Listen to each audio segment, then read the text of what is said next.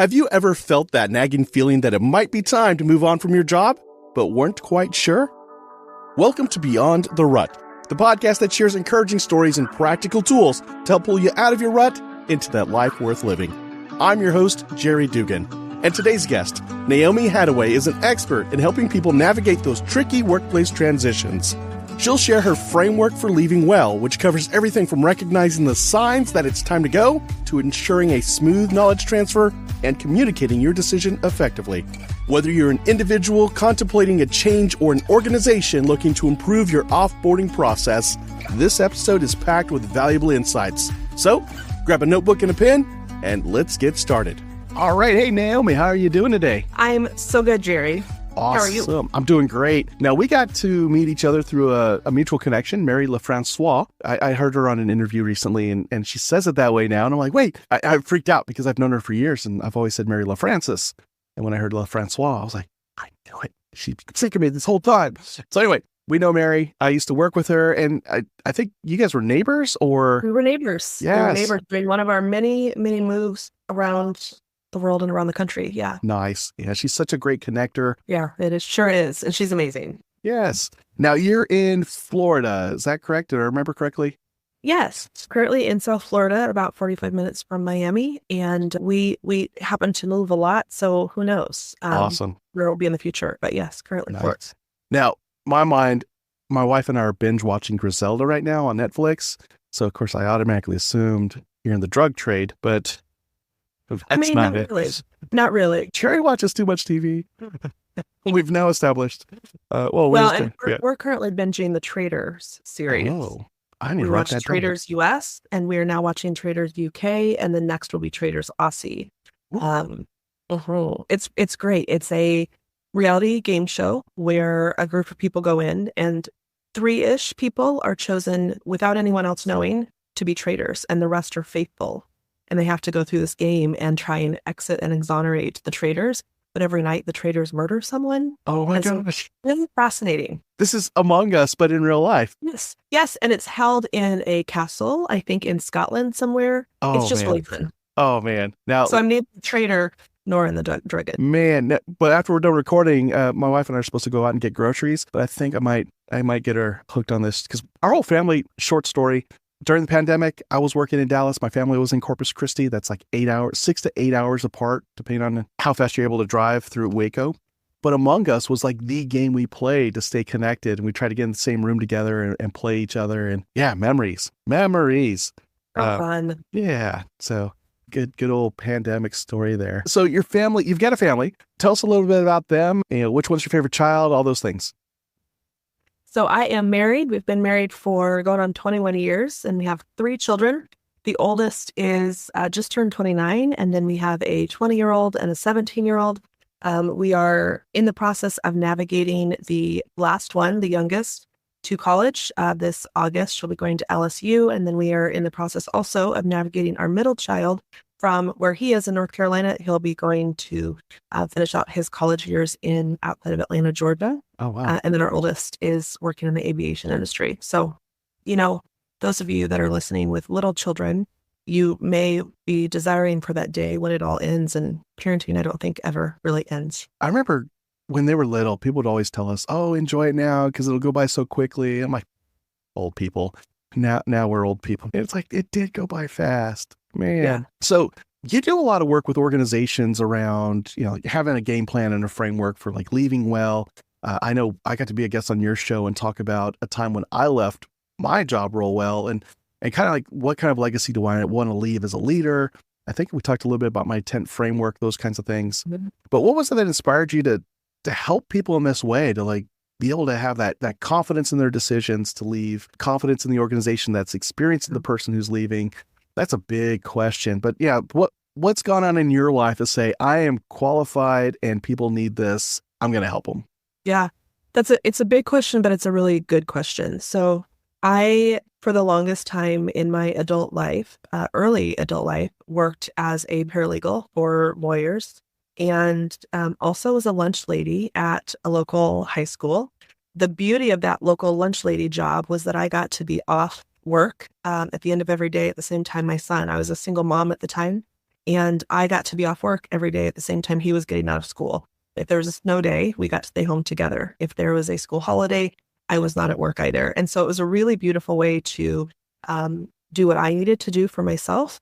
Fast forward to getting married, we lived all over the place in the United States and then also moved overseas to live in New Delhi, India, and also Singapore. And so during those times, I wasn't working. I didn't have a work visa, but I did a lot of beautiful volunteerism and a lot of really amazing initiatives. When I moved back to the United States, then I continued my volunteerism, did a lot of political work and a lot of social impact type volunteering. And I found myself volunteering for Moms Demand Action, which is a gun violence prevention organization. And in the space of that, an organization reached out to me, Habitat for Humanity, and asked if I would come work for them. And it wasn't just that the executive director wasn't just seeking me out for my expertise, which that was part of it. But I also, as a young single mom, had a Habitat house that I was raising my son in. And so it was this beautiful full circle moment of her realizing how amazing it would be for me to bring my experience of being a Habitat for Humanity homeowner and bring my skill set into the workplace. So I worked there, had a large team that encompassed the mortgage side, the community-facing side, and we also did the mortgage side of things. So when someone would close on their house. And through that experience with that team, I started to realize how important it was that the values of the organization come all the way through and around in a red thread kind of way, the work that we were doing. And it wasn't. There was a huge mismatch and a huge misalignment. And so after a couple of efforts, really intentional efforts to try and make that shift, I knew that it was time for me to go because those things weren't happening. And whether they should have or not is not really, mine to say, but for me, it was a misalignment. And so I left. And in the leaving, I like to say that I left loud, meaning that I made no bones about it with my team about the why. I also wrote the executive director a letter and asked that she share it with the rest of the leadership team and with the board of directors. Whether she did or not, I will never know. But I didn't want it to just be an opportunity to sweep things under the rug and say she left for another opportunity or she left for something else. I also didn't have anything else lined up at the time. And my last day of that job was the day that COVID hit the United States. So it was kind of a wild decision to have made. Great timing, by the way. Great timing, yeah. The beautiful thing, though, that happened was as I had that intention to leave loud, people started calling me to say, how did you do that? Like, how did you get the guts or how did you have the decision confidence to make that choice and then carry through with what you said that you would do? And so I started kind of counseling folks just one-on-one on the side, 30 minutes, 45 minutes, several hours. And then when people started coming more and more regularly and when organizations started reaching out, I realized I probably needed to formalize the work. The beautiful thing about formalizing the work was that I didn't have to go far to figure out how it was that I knew what to do.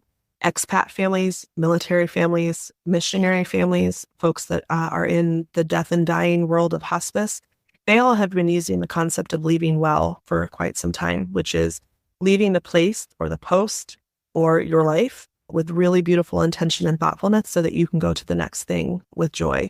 And so I flip-flopped a couple of things and made it work in the workplace. And so that's kind of the origin story of leaving well. I love that. And so you took it in a situation where you left loudly, you made no bones about it. I think the thing that stood out to me just now was, thinking back to my own experience at the end of 2022 when I left my previous job. Yeah, I left very professionally. I will still speak highly of the organization to this day because I love the work they do. I love how they run things. It blows my mind that they do things still in an old-fashioned way that really shouldn't work anymore, but the people there make it work because they're so in tune with their why. And as a result, they have lower turnover than the typical organization in that industry and so on. But the thing that stood out to me was your experience after you left, because I left and I put my focus into publishing a book, promoting the podcast that we're on right now, and then thinking about what do I do next? And so when people are reaching out to me, I'm thinking, oh, great. They're going to hire me to be a keynote speaker in their organization, or they're going to hire me to come in and do a workshop for them, which I had some folks do though. My friend Scott, my friend Vel, my friend Linda had all booked me and Cameron and Chad from another organization. So I had some friends come forward and hire me, but I started thinking like, okay, they're all going to reach out and do this. It was probably like a 4-to-1 ratio of guys offering me work versus the same question you got. How did you do that? How much savings did you have saved up? Like, how many months can you go? What if it doesn't work out? Are you able to go back to your old job? And like all the concerns that are keeping them from taking their leap of faith for whatever reason, that was the bulk of the conversation I was getting. And I'm thinking, why are they doing this? I'm like, well, I guess I do have this podcast about getting unstuck, and it would make sense to, I'm probably starting to realize I had an opportunity here to help others in a particular way, with a different route altogether. But the cool thing with you is you realize there's this pattern. People are asking me the same questions. How did you do it? How did you work up the courage? What did you have in place to make the transition? What are you going to do now? What do I do now? And all those kinds of things. And now you're helping them do that. And so you even mentioned something that's near and dear to my heart, the military life. We get a new home every 2 to 3 years, new friends, new home, new landscape, everything. I guess, what are some of the things that we need to keep in mind when do we know it's time to leave? I think that's the next best question. When do we know it's time to leave or stay? Yeah, that's a really good question. And often that is the first thing that when I'm working with individuals, so I also work with organizations, but when I'm working with an individual, that's always the first question is, I think it's time to leave, but how do I know? And my question back to them is actually to first talk about what else is in their life that's happening. Where are they volunteering? Where are they spending their time that's not at work? Sometimes the people that reach out to me, it's not time to leave their job. It's time to resign from their board service on the board that they're not aligned with anymore. Or it's time to pare back on their volunteer hours with the dog shelter or whatever it is that they're doing. Sometimes we don't really understand our own work-life balance that we've created for ourselves, and so we blame the job. Now, there's a lot of other times when it is the job. And so some of those things like I experienced was when there was a values misalignment, when there was a big misalignment with the way that the work was getting done. Sometimes it's as simple as, especially if you're in a nonprofit or a social impact space, when you start to feel like your work isn't actually serving the community that it's meant to serve, that can be another indication that it's time to go. Sometimes going is not your choice, however. So I think that's also really important to talk about. There are layoffs and redundancies and being fired. And so in that case, I have a blog post that I would point people to on my website that talks about what to do when you are facing a job loss that was not your choice. But I think going back to the original question, the one thing that I would say that's most important to think about when you're weighing whether it's time to go or not is, what do you know that's true about what impact you have to leave in this world or in this place? If you still have impact at the job that you're in, maybe it's not time to go. If you have something else that has a larger impact or that more settles in with your soul that you want to be focusing on, then maybe it is time to go. A lot of what we do with Leaving Well is less about knowing when it's time to go and working on what to do once you've made that decision. Some of those things are really embedded in knowledge transfer and how you can contribute to the organizational health as you go of the organization. And I think that probably is another important thing to talk about here, is that knowledge transfer and how to protect your own legacy. You did a great job of it yourself, Jerry, when you left from our conversation. And so for those of you that are listening who have made the decision or are getting really close to it, thinking about how you can leave the knowledge transfer behind is really important as well. I was thinking about a time when I'd been fired from a job. I guess officially it went down as a mutual separation of or parting of ways. But the conversation that preceded it was somebody who really wrongfully fired me. I could have gone to HR with, this is why I'm being fired. Here's all the evidence to show this is hogwash. And they even offered my job back, but I told them, hey, I'd win today, but I'll still have to put this fight up tomorrow and the next week and the next week. And that's just not healthy for me. And that's when it became a mutual parting of ways. During my last 2 weeks in that organization, it was all about, okay, well, I'm leaving. I still want to keep the door open with this organization. I know this person won't last. I don't know how long, but I know this person won't last. So I created documents and of like where the file's saved. How do you do this process? I was being replaced by 2 people as well. Yeah, apparently I wasn't good enough to do my job, but now we need 2 people to do his job. Couldn't have split that up. No, not bitter at all. But I've gone in better places since then. So, but one of the people who was replacing me, I understood had done a heavy campaign of why she could do my job better than me. Mm-hmm. And here I am handing everything off to her. And it was known throughout the whole office that the politics were there. And she was expecting me to not play nice at all. And even told my boss that, yeah, he's not helping me at all. And we had a whole conversation. We had to involve HR at this point. And so we got it all squared away. I had my first meeting with one of the people replacing me, and she was just surprised. Like, I had everything lined out for her. I'm handing files off. I'm like, you could access this now. I've already called IT. You're being set up with this access, and this access. If you want to be successful with or without our boss in the picture, these are the things that must happen. Here are the key people you need to know. Here are your big allies. Don't step on their toes anymore. And she was just like, why are you doing this? I'm like, because this is who I am. We say in orientation, the program I lead, the Benjamin Franklin quote, I don't treat the other person like a gentleman because he is, but because I am. Yeah. And, I was taught in the military, you leave a place better than you found it, that my success is not dependent on what I do when I'm around. It's what you do after I'm gone. And so you are essentially a reflection of me after I'm gone. And so I'm going to hand everything off to you because that's who I am. And she was crying, and I could see that, I got it. I didn't say the things to make her feel bad. I was telling her, this is just who I am. This is my line in the sand. This is my swan song and how I'm going. Yeah. And I don't think she'd ever seen that in her entire career. And so I don't know what happened to her after that. I heard after about 3 or 4 months, she just disappeared, which kind of irked me a little bit because she was in trouble to campaign for my job and then quit after 4 months, just like disappeared. And I'm like, yeah. But anyway. I once heard somebody say that a lot of us aim for nothing and hit it with amazing accuracy. And the idea behind that statement was that we don't know where we're going. We don't know what we want to do. And we don't give it much thought. Or if we do make a statement, it's a very vague one that doesn't have any teeth to it.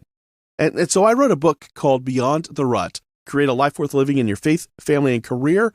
It's a short read, 126 pages, and it'll help you go through that process of deciding and determining, who am I? Who do I want to be? Where do I want to go? What would success look like for me? Not what my parents told me, not what my friend John says down at the bar, but what do I want for success for myself and a life well lived? And if you're interested in that, go check it out. Go get a copy for yourself at beyondtherut.com/book. It'll take you straight to Amazon where you can get a copy for yourself. And then there's a lot of great, neat, free tools to help you along in your journey. Now, back to the show. Now, you were talking about like organizationally though, like, so we were at the individual level, like how do you know when it's time to leave? You talked a little bit about, leaving that legacy, transfer of knowledge and so on. But organizationally, I know there are a lot of leaders out there that don't handle these types of transitions well, which does hurt when it comes time to rehire somebody back. It kind of closes a door where you can have this person come back, being trained and experience built by other companies on their dime, and you get them back because that's happened to me and I've done it for other folks. But what can organizations do to help people leave well and also kind of be a part of their journey in a positive way? Yeah, I think that there's so many things. And I think before I go there, I did want to talk just a little bit about 2 key things that I think someone who's leaving in terms of that knowledge transfer. Exactly what you were talking about, Jerry, around documenting your processes, documenting the most important things, sharing with the person who's incoming. When you said that about the allies, that is so important. Knowing who that you can go to or who can help you get your work done, that's huge. And leaving that behind is really important. For your own personal sake, as you're leaving, one thing that I like to suggest folks do, a lot of people will say, well, clean out your email inbox. People are always, somehow fearful that there's going to be something that someone will see in there. No one goes and looks at your email inbox, I promise you. But one thing I recommend is that you go through your drafts. What do you have saved in draft?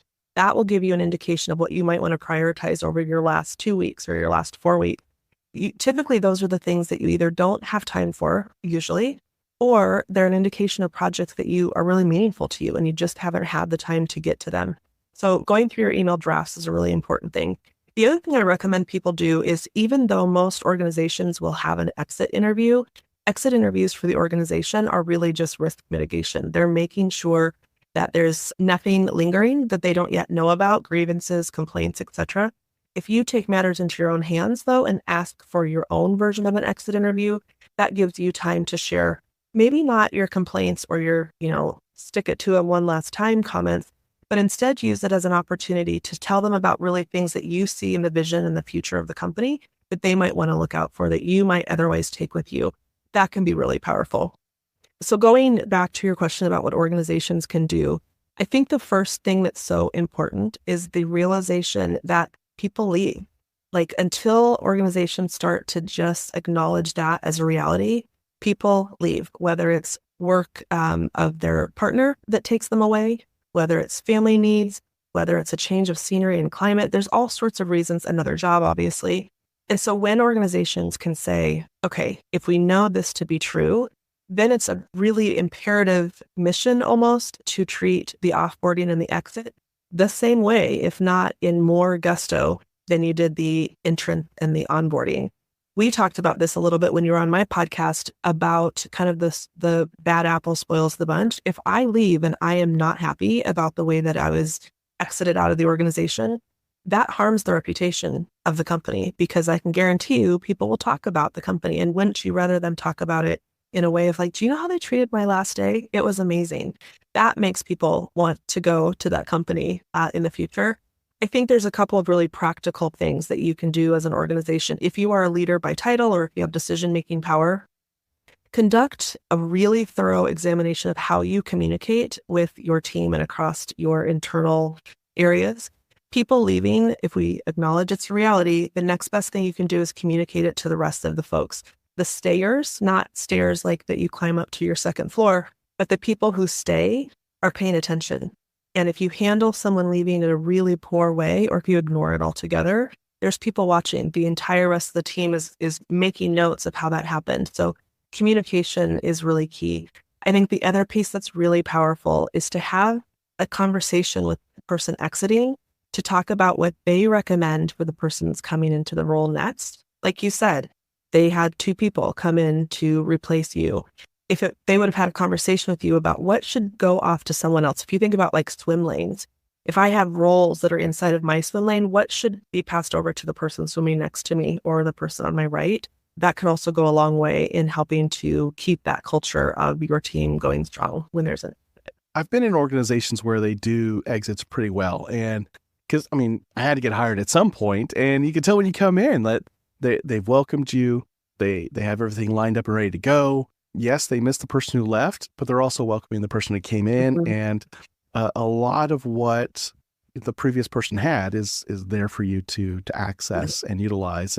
And I've seen that. I've also seen places where it's just a meat grinder for personnel, and it's just sort of like, all right, we'll figure out your name if you make it 6 months, you know? Well, and I see all the time organizations that there's sometimes that they forget that someone's starting mm-hmm. on a certain day. And that poor person is left to kind of fend for themselves. Even if you don't do it perfectly, even just acknowledging like there's a lot you're going to have to catch up on. We're here for you. We're in the middle of our own turmoil. Stating the obvious is also sometimes really helpful to just say onboarding's hard. Having you come into this role is going to be challenging. I mean, there's some simple stuff though, make sure that they know where to go, having them assigned to a person that can at least show them things like, I mean, my gosh, if you walk out of this door to take your lunch break, the door locks behind you. Like, mm-hmm. Having someone just that can help with those kind of little things, as well as if you have an internal hub, tell them the most important 3 locations that they're going to want to be in that internal system, whether it's SharePoint or Google Drive or whatever. There's nothing worse than being on your first day or 2 and trying to navigate the file system. Like 1,000 file folders in this thing, and where do I start, and why are there things in 4 different places? And another really good practical thing that I think an organization can do, and it's not a heavy lift, create a 1-page reading guide. Have it have those links to the most important places. Make sure that you share with them maybe a recent podcast interview that someone was on from the organization, or a recent article. Make sure that they can find easily the mission, values, all of those things of the organization. That can go a long way to help someone feel like they're embedded into the organization on week 1. Yeah. And those core values, especially if they're being lived out right there on the first day, you're giving somebody guardrails on how to make decisions. Like, I don't know any policies, but I know that dignity, compassion, excellence, integrity, and stewardship are the 5 core values of this organization. So when I'm dealing with this person, it's got to have integrity. I got to not waste anything, like their time, the money of the organization, those kinds of things. And so you already have those guidelines. Compassion. It's like, boom, I can do that. I can treat people well. And it also, some of this is what we're talking about also is really beneficial for the person listening who's a leader. And they might say, well, we don't have anyone leaving right now. Exactly what you were just talking about is things that you can do regardless of when someone's leaving. Mm-hmm. The biggest one being operationalize your values. Yes. If you have a set of values that aren't obvious in your organization, one of the biggest ways that you can quickly start to operationalize is say to yourself, if one of our values is compassion, then add a sentence below it that says, you'll know that compassion is living in our organization when we do this, ... If the value is sustainability, you'll know it when you see our decisions reflecting this, ... That helps immensely with your culture, and it goes a long way when you're hiring new people. The other thing that's powerful when you're operationalizing your values is when you're hiring people, ask them to tell you during their interview what that value means to them. Game changer. Oh, shoot. Yes. Okay. Man, I wish I had done that in the past now. Oh, well, no time. Right? Yeah. And what's really beautiful is there's really not a wrong answer. You'll just be able to, it gives you a spectrum of, if, say, it's compassion, if someone answers in a way that you're like, that's exactly it, that's what we want, then that helps you make that decision. If someone is like, it's a more mediocre answer or something, then it's not that it's a wrong answer. It just gives you more of that right fit. Ding, ding, ding. Especially if they can give you a star example out of that. Like, oh yeah, there was this one time where I was coming into work. I was a few minutes early and I saw somebody just out front, kind of lost. And I just simply asked them, is there somewhere you're trying to go? And they told me. I'm like, oh, I could take you right there. No. That's an example of compassion, for example. I just said example twice, but that's not important. So individually, taking that time to reflect, is it even time to go? Is it something else going on in your life? Are you still making an impact with the work you're doing right there? Those will help you decide, maybe it's not time to go. Maybe it's time to address something else going on in your life. And then maybe you have a conversation with your leadership about prioritization and changing the work structure there. I just added that one. But if you do decide it's time to go, leaving well includes things like having a plan for knowledge transfer. What are the key responsibilities that you need to hand off to somebody? Who are you handing it off to? Where do they find the keys to the kingdom, in a sense? Who are the allies even? Like, you might be the person responsible for signing off on invoices, but where do they go after that? You don't just send them anonymously. Maybe you do, but I was in an organization where you send it to a very specific person by a certain time each day. And does that person know that you're leaving? Because otherwise they'll just email the boss a month later and say, hey, I haven't gotten invoices from you guys in the past month, and collectors are starting to call. Going off of that a little bit too, the other really cool thing is, especially if you are engaged with the community or you're engaged with the outside stakeholders, the other beautiful thing in your final week is to bring in, especially if you know who's coming in to replace you, or if it's someone else in the organization that's going to be taking some of your roles and duties, bring them into the email thread and introduce them. That goes a long way, just by saying, hey, I'm not responsible for this, but in the meantime, you're going to want to talk to so-and-so. The other really, I think, important thing is to ask your organization if you can write your own out-of-office message. Sometimes it's just so impersonal, and it goes a long way to have one extra sentence that just says something like, it's been a pleasure to serve, or whatever it might be. But that's a good ask. It's like my friend Spencer Clancy says, that you kind of want to leave the door open for folks, especially if they're, good performers, they get along well with everybody. And the transition is hopefully because that's the next best stepping stone in their career. But for whatever reason, if you feel there's a great opportunity for them to come back and, re-engage and be a part of the organization, now might not be the time, but you want to leave that door open and help with that transition. I've been in organizations that help that with me, and I would love to go back to them. And then I've been in organizations where I'm like, I'd go back, but not as long as that guy's there, Right. And then there's somewhere it's like, I will not go back unless they do a complete overhaul.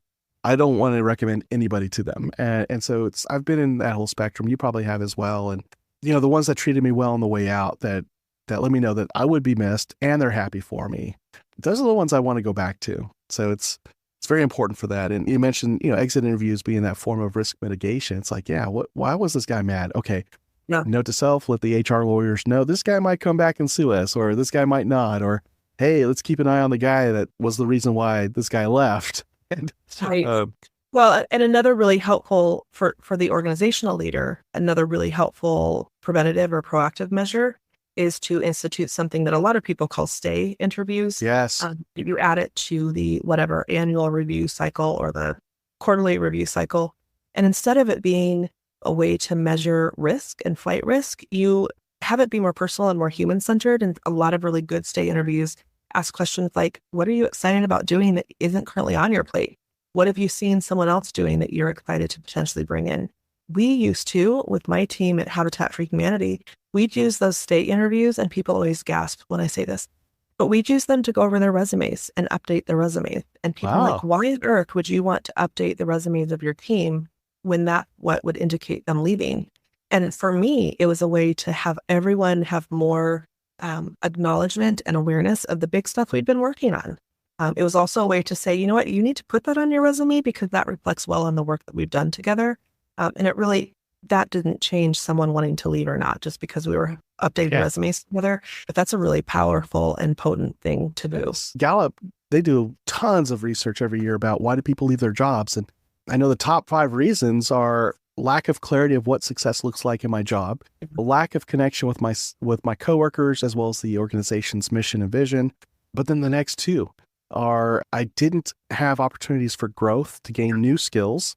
And I didn't have opportunities to apply skills I either recently gained or already had to help the organization. So those 2 about career growth are huge. And when you take the time to do these stay interviews and you're saying, hey, let's talk about your resume, you are literally and tangibly telling them and helping them see for themselves, here are the ways we work together to professionally develop you through education, through exposure and experience. The big 3 E's from Lee Cockerell. See, Lee, I paid attention to our interview. He doesn't listen to my show, but if he did, you'd hear that one. But that is brilliant because they get to see, I did work on that project a year ago. Yes. It's like, that was this year. The other really important thing that you can do during stay interviews, I think, is review and refresh job descriptions. So if I'm working, on a stay interview with someone who reports up to me and I say, let's look at your job description, a lot of times you'll find things that were initially, they were excited about the job and it might have even drawn them to the job and it hasn't been prioritized. So it's a good way to say, you know what, I really am hoping to be able to do that thing that was on my job description that I haven't been able to touch.